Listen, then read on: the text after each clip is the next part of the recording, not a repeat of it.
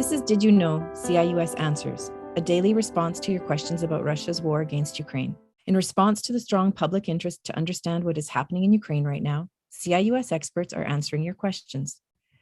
Answering today is Dr. Natalia Khanenko-Friesen. Dr. Khanenko-Friesen is a cultural anthropologist, a professor in the Department of Modern Languages and Cultural Studies at the University of Alberta. She holds the position of Hutsulak Chair at the Cool Ukrainian Folklore Center and is the current director of the Canadian Institute of Ukrainian Studies.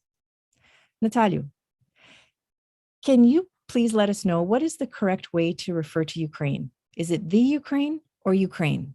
The immediate answer is please drop the article the when speaking about Ukraine. And here's why. Canadians are well familiar with the phrase politically correct, and the discussions surrounding the choice of dropping the definite article the in front of the personal noun and geographic name Ukraine are seen by some as tribute to political correctness. Is this the best angle from which we should consider this question? Well, yes and no. Dropping the in front of Ukraine is an appropriate choice for many reasons. This brings us into history, geography, sociocultural context, and linguistics.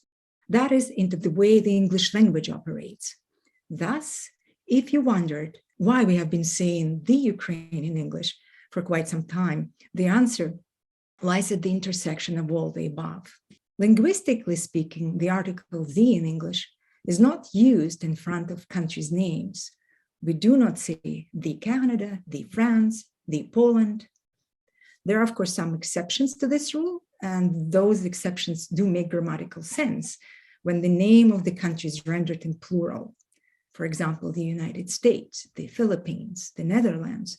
Also, we do know some cities like the Athens of Greece are, grammatically is a plural noun. Why have we been using the Ukraine? Well, history is important to consider here. Ukrainian lands were taken over by the growing Russian Empire in the late 17th century. And most of today's Ukraine remained in the Russian Empire until it collapsed at the end of the World War I. While Ukrainian culture, language, and identity continued to evolve despite consistent repressive measures that the Tsarist regime instituted to suppress it, its territory was indeed part of the Russian Empire. And in the 20th century, as we all know from history, a new state, the Union of Soviet Socialist Republics, was formed soon after the World War I. And Ukraine was one of those Soviet republics. Soviet rule retained the political dominance of Russian culture and language over all other 14 Soviet republics, all of which are now countries in their own right. During the Soviet rule, in the consciousness of very many Westerners, Ukraine was just a part of the Soviet Union, or as many folks in the West would incorrectly state during that period, part of Russia. Thus, Ukraine was referred to as the Ukraine.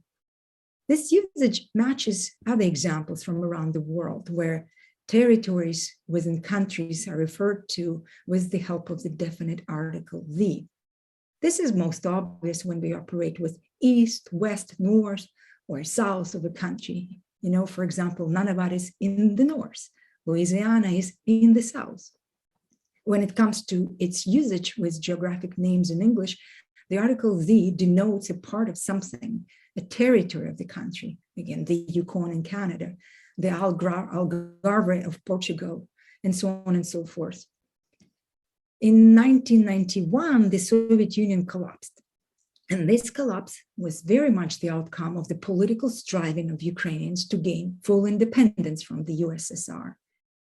And as a sovereign state, it would make sense to refer to Ukraine without an article. But old habits die hard, of course. An independent country for 30 plus years, Ukraine faced many challenges of shedding this Soviet legacy, and the efforts of its foreign diplomats to convince the West to shed the article the from the country's name were not particularly effective. Ukraine's ally, its numerous and powerful Ukrainian diaspora, though, took this matter into its own hands and served as country's cultural ambassador in their efforts to convince the West to stop using the. Since 2014, Ukraine's sovereignty and territorial integrity have been under attack. And in February 2022, the Russian army launched a full-scale direct military invasion of the country, killing thousands of civilians within just a few weeks.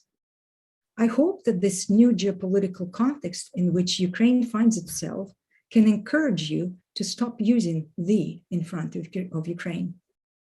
In today's context of Russia's brutal assault on Ukrainian sovereignty, referring to Ukraine as the Ukraine is akin recognizing that it is just a territory, not a state, that it is just a part of something else.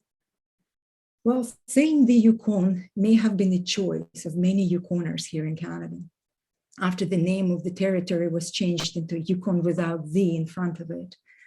But saying the Ukraine, whether intentionally or not, plays directly into Kremlin's hands, as such usage aligns well with Putin's desire to turn a sovereign state into a territory, to break Ukrainian sovereignty and to bring the nation back into his new imperial dictatorial regime. So do drop "the" in front of Ukraine. Thank you, Natalia. And to the rest of you, please keep sending us your questions and we'll be happy to answer them.